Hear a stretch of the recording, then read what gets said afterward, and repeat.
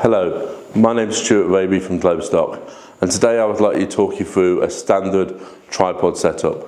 So here we have the GSC 230S standard tripod combined with the G winch, our personnel winch, and the new GSC 430 SRL freeway.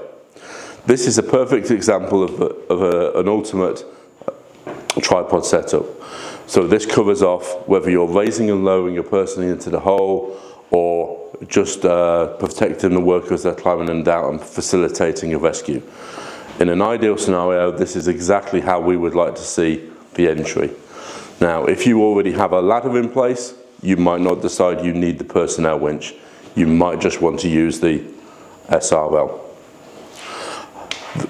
The idea behind having both is it gives you complete security and a backup device in case anything ever does go wrong.